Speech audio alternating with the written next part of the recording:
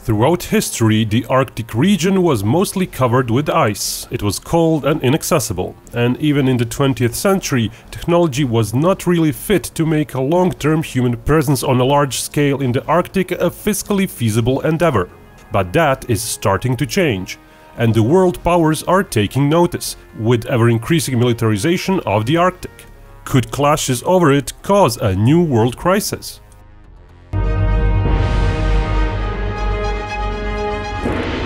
The Arctic is hit by climate change very hard, and the consequences of rising sea levels and hot climate could be far-reaching. The Arctic region is a polar region mostly defined by the Arctic Circle line. The seas inside that line, as well as the resources underneath, could shake things up in the near future.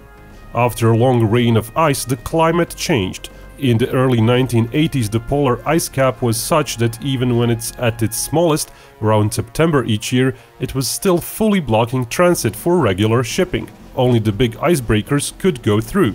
But by the 2000s, the ice shelf was so small that some routes were completely free for passage. Today, there are several months each year with free passage, and even during some months when the ice shelf does close the routes, the ice itself is much thinner than it used to be, and thus easier to break for the icebreaker fleets. Various NATO countries have a certain number of icebreakers and polar research vessels with some icebreaking capabilities operating under various government entities. Last year, the US Coast Guard embarked on a program to add 6 new icebreakers to its fleet. The US icebreaker fleet today is almost non-existent. Interestingly, China has been ramping up its icebreaker fleet, including plans for a huge nuclear-fueled icebreaker. Of course, Russia is the original nuke icebreaker, and their overall fleet is absolutely vast. They're planning 13 more icebreakers, of which 3 will be nuclear-fueled.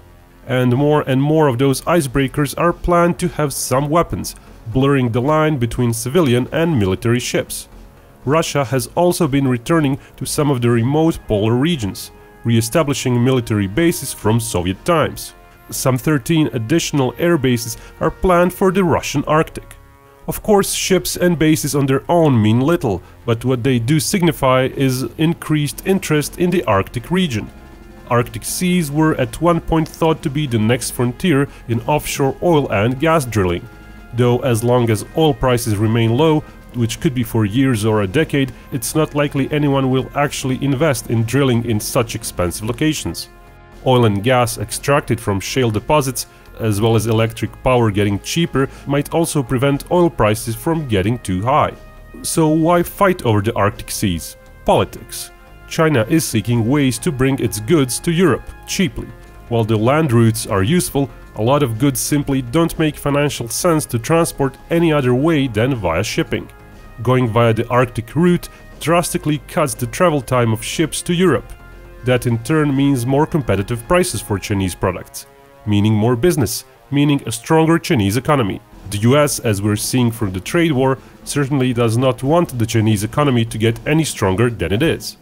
The Chinese government has also released a white paper proclaiming itself a near-Arctic state, basically announcing the importance of the Arctic to its well-being.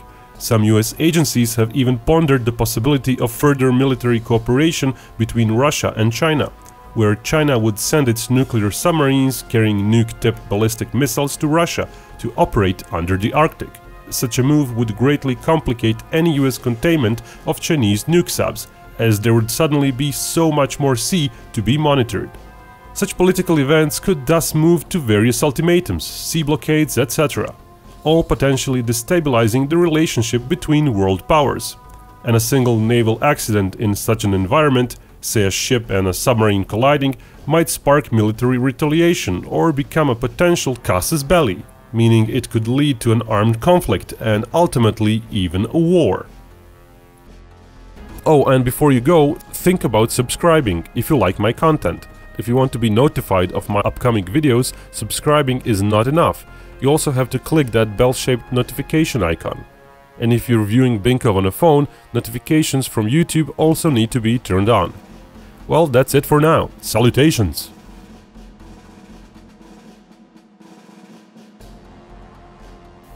And remember, Binkov may talk about hypothetical wars, but only real peace can bring us all together.